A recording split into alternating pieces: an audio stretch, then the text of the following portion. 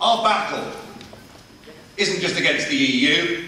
Our battle, if you think about it, really, is against the political class in this country who sold us down the river, not just to the EU. I want to highlight, for those that perhaps haven't seen it, the recent extradition case of a businessman, a retired businessman called Christopher Tappin. Now, I have to declare an interest in this. I've known Chris Tappin for nearly 40 years, for nearly the whole of my life. We live close to each other, we're members of the same golf club. I knew his father, I know his wife, I know the children. So he is a friend of mine. And I do very much take the view that a businessman, successful businessman, living in a big detached house, whose children have left home and are doing well, I take the view that a businessman in that position would not have risked everything on a transaction that stood to make him the handsome sum of $500. To me, it doesn't make sense. But actually, folks, the issue isn't whether Mr. Tappin has or has not done anything wrong. The issue is that a 65-year-old retired businessman who has never been in trouble with the law for the whole of his life in this country, indeed, he's only ever had one speeding ticket throughout his whole adult life. The issue is that that man has been extradited to America without, at any opportunity, being able to present his side of the argument, and without the American authorities producing any prima facie evidence at all. And that overturns every single good, decent principle of British justice that we have enjoyed since Magna Carta, and I put it to you that Tappin's extradition is an abomination.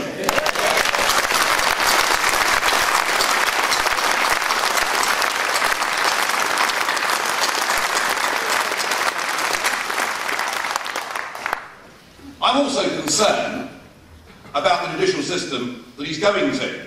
You know, I used to think of America as being the land of the free. But I'm afraid that when those towers came down, and when George Bush said he was going to launch a war on terror, that has in fact now become a war on liberty. And the plea bargaining system in America is such that you're put into prisons that are gang-ridden, that are violent, that are brutal, and certainly no way that we would ever consider putting people in prison. You're put in those conditions, and you're faced with a choice under a plea bargaining system. You're told that you may well not get to court for 4 years. So you'll spend the next 4 years on remand in one of these brutal prisons. You're told that your legal fees will be between $1 and $2 million.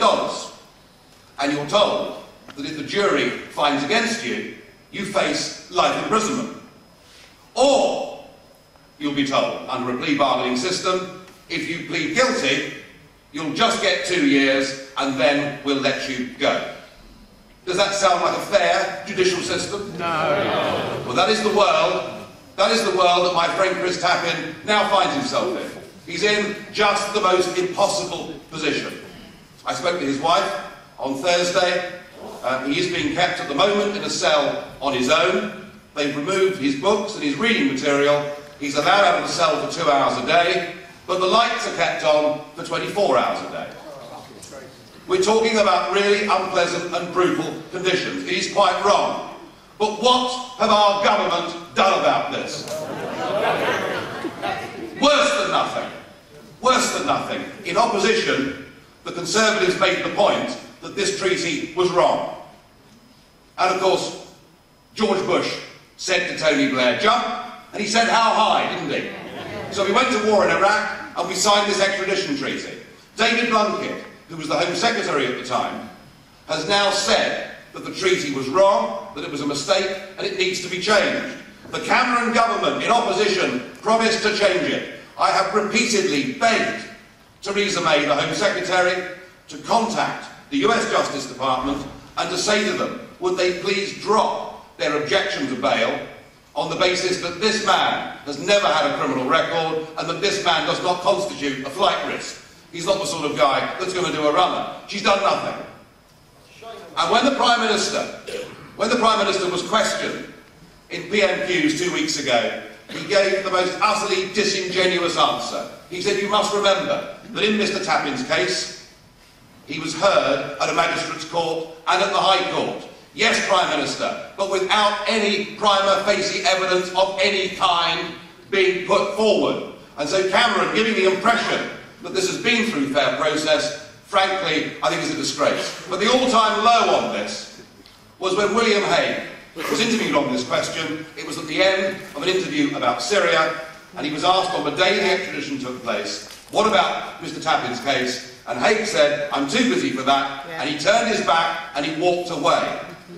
And what the British political class have done to freedom, democracy and liberty in this country is they have collectively turned their backs and walked away. Shame on them.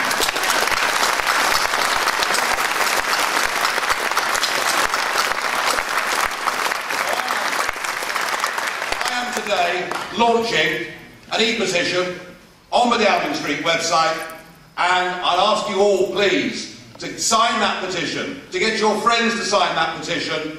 Cameron goes to Washington on the 13th of March to meet Obama, and we're demanding that the Prime Minister raises this issue in 2 weeks' time, and that we renegotiate this treaty so that evidence of some kind must be put before a British judge. And I hope, UKIP, that you will help me and support me in this campaign.